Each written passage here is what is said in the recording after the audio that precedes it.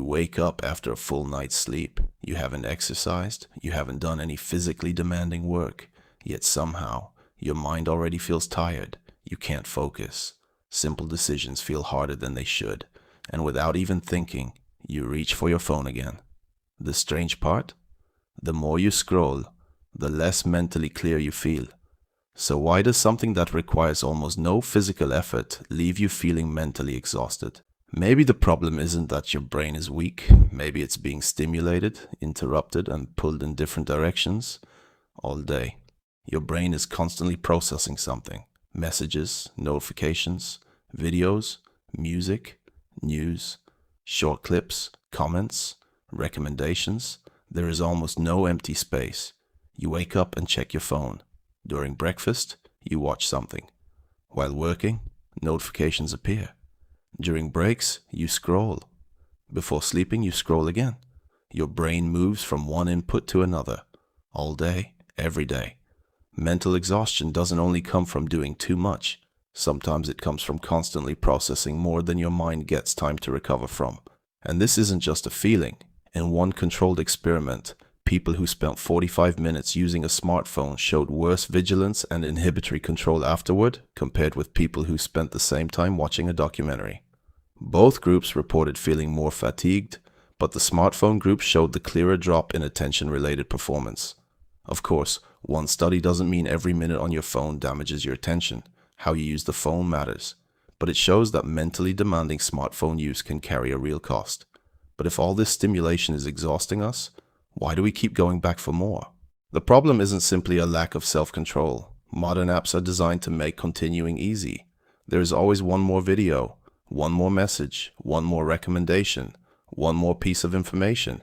You pick up your phone to answer one message. A few minutes later, you're watching something completely unrelated. It's not that something in your brain makes you addicted. There's a simple mechanism behind it.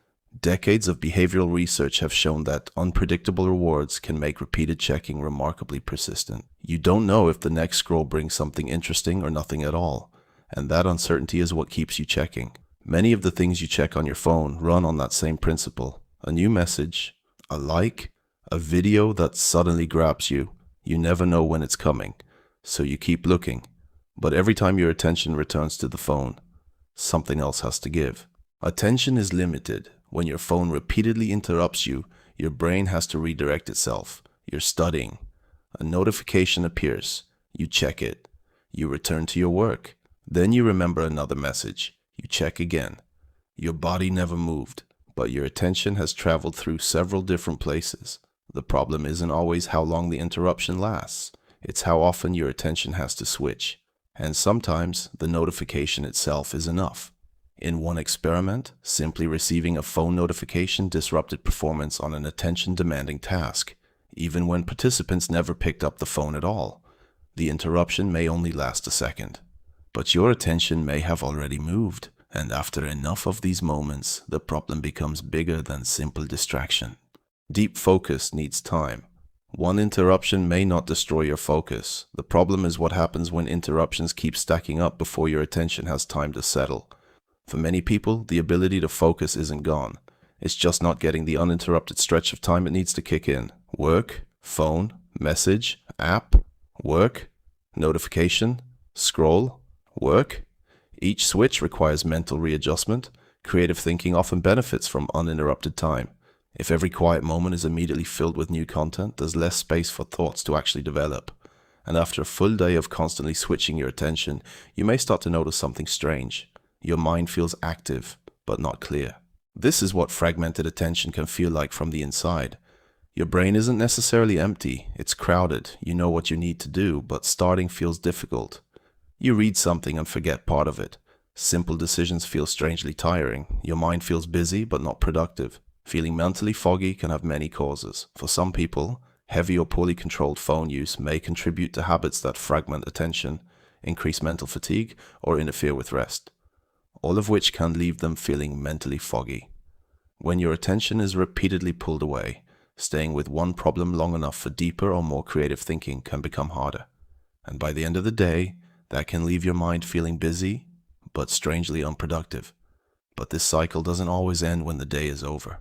The phone follows you into the final part of your day. You're already mentally tired, so scrolling feels easy. You tell yourself, just 5 more minutes.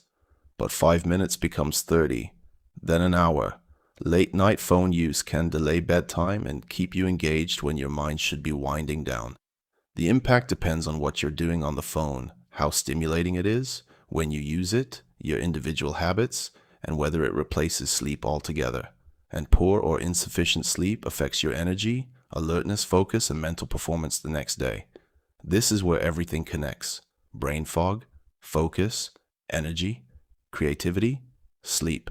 And this relationship is one of the clearest parts of the story. A 2023 systematic review and meta-analysis covering more than 36,000 participants found that heavier smartphone use was associated with poorer self-reported sleep quality, sleep deprivation, and taking longer to fall asleep. But there is an important limitation. Most of the evidence was observational, so the association doesn't automatically prove that phone use was the only cause. For some people, poor sleep can lower energy and focus the next day. That can make passive phone use more tempting, which may add more stimulation and push bedtime later again. And for some, the cycle repeats. The real problem may not be one long day on your phone. It may be a cycle that quietly repeats itself. The goal here isn't a random list of tips. Every solution answers a problem we already named. Constant interruptions. Turn off notifications that don't genuinely require immediate attention. Automatic scrolling. Know why you're opening an app before you open it. Open with a purpose. Leave when the purpose is finished. Fragmented focus. During important work, create physical distance between yourself and your phone. No mental quiet. Don't fill every empty moment with content. Allow short periods with no scrolling, no video, no new information. Poor sleep boundaries. Create a consistent boundary between active phone use and sleep. The goal isn't to live without a phone. The goal is to stop giving it control over every moment of your attention. Maybe you weren't physically tired. Maybe your mind simply never got a chance to slow down. Every notification asks for attention. Every interruption pulls it away. Every endless scroll adds more stimulation.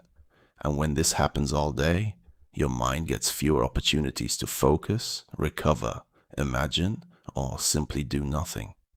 Your phone may not be destroying your brain, but if you never protect your attention, your phone can quietly take more of it than you ever intended to give. If this changed the way you see your phone, subscribe for more stories about the hidden forces shaping your everyday life.